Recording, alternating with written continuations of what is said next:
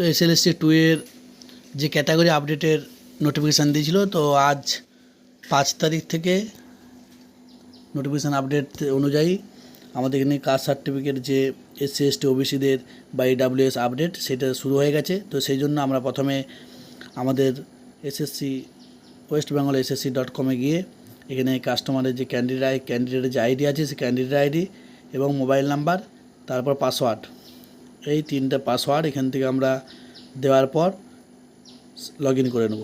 তো candidate log in হয়ে যাওয়ার পর আমরা এখানে দেখতে পাবো যে আমাদের নোটিফিকেশান দেওয়া আছে কাস্ট সার্টিফিকেট আপডেট করার জন্য।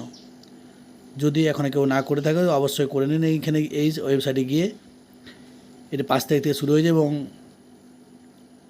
এটি খুব শীঘ্রই আমাদেরকে করে নিতে হবে। তো আমরা এখানে দেখতে পাবো যে এডিট ক্যাটাগরি, আগের একটি এডিট দিয়েছিল profile picture signature date of birth এডিটের, তো পরবর্তী আরেকটি আপডেট দিয়ে দিয়েছে ক্যাটাগরি কাস্ট ক্যাটাগরি আপডেট।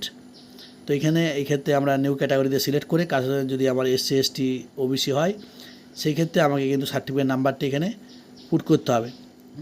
তো এখান থেকে আমি সার্টিফিকেট নাম্বারটি, যদি আমার ম্যানুয়াল হয়ে থাকে সেক্ষেত্রে আমি আগের ভিডিওতে দেখিয়েছিলাম কীভাবে ম্যানুয়াল সার্টিফিকেট থেকে ডিজিটাল সার্টিফিকেট করতে হবে বা নাম্বারটি কীভাবে পাবো।